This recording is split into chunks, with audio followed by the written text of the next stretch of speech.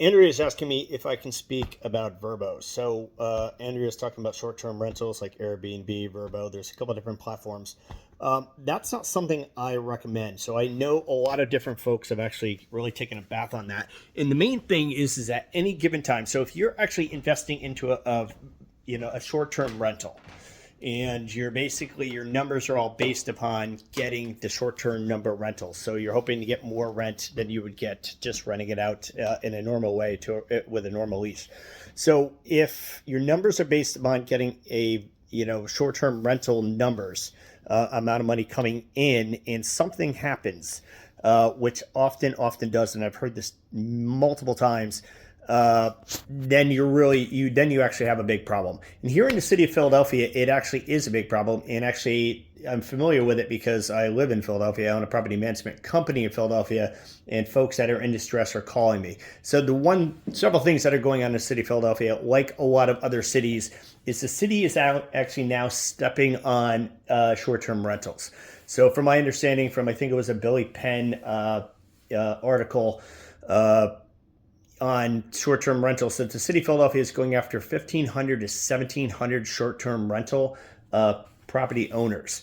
And they're coming after them hard. They're even at to the point where Philadelphia has something called the Philly 311 system. It's a phone app. It's a website. Different ways you could report issues in Philadelphia, such as litter, graffiti, etc. Well, it has a link right there to report a short-term rental. And again, if your numbers are based upon getting those short-term rental, rents coming in, and all of a sudden that's abruptly stopped, you have a problem. The second problem you have is the city of Philadelphia is coming after you, and they're not typically very kind. The city of Philadelphia is not kind to businesses, and they kind of just go after them. They kind of have a bad reputation in that way. Now, legally speaking, you can have short-term rentals in Philadelphia, but it would be just incredibly difficult to get. So basically, the equivalency of those licenses, and it's not one license, it's licenses. And again, I'm not an attorney, I'm not a financial advisor.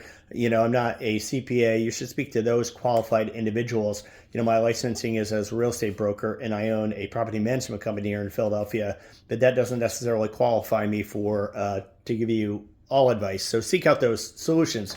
But owning a property management company, we daily get licenses for rental properties with the city, and we daily have issues with the city. And often the issues are on the city's end and not on our end.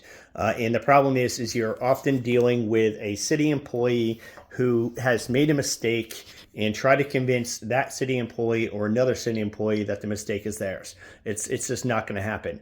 Now, we're experts at getting rental licenses. It's what we do, and we're very good at it. So we actually have ways of maneuver. But as far as getting the equivalent of a hotel license for your Airbnb or your Verbo, good luck.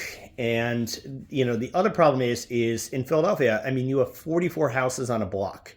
You have over 100 people living on a block. You have over 100 neighbors. It does not take you 1 minute and 30 seconds to walk a block, to go past 44 different homes with probably about 120 residents. It only takes one of those residents to report you. It only takes one person to be aggravated by what you have going on. And, some people are just unhappy, and some people are just going to complain just because they happen to like complaining a lot. But also, living next to a short-term rental is not really ideal. Even if, 30 of the guests that's staying are pleasant to be around, it only takes one person to cause a problem in the neighborhood. Music being too loud, just unwanted activity.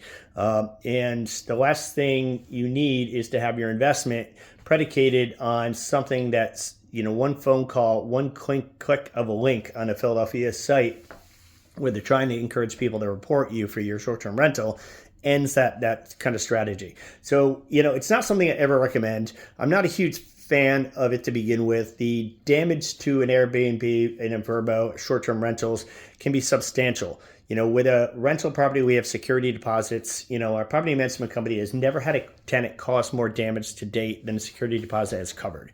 We actually have that deposit. We're holding that deposit, against the tenant. And we're also pre-screening these tenants. So our screening is meticulous. We know who's moving into the property, and we also have that security deposit should something happen in that property.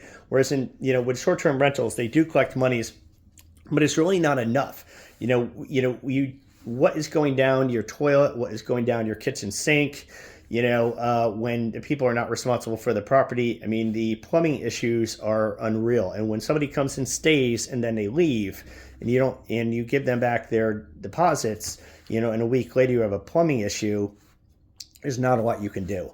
The wear and tear to a short-term rental is substantial. And you can have 10 people stay that walk very softly in their unit. It only takes one person to not walk softly in their unit and to damage it in some way. And that's the other dynamic I see time and time again. I have managed short-term rentals. I do have a lot of experience in it. I do see that, owners typically get 30, 40 stays without incident, and then they take a major hit right around that number, around the 40 or 50 mark, and that hit seems to be very damaging. And over the course of a couple of years, the damage is just unreal. So I don't know if I have a lot of advice about doing short-term rentals. I just think it's high risk. Because again, municipality and the ordinances.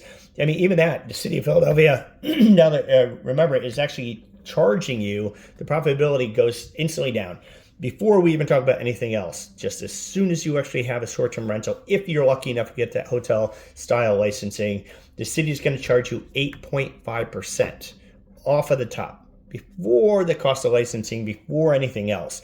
And of course there's all the ordinances that come into play, such as carbon monoxide detectors, smoke detectors, all those things that you actually have to have with the city of Philadelphia.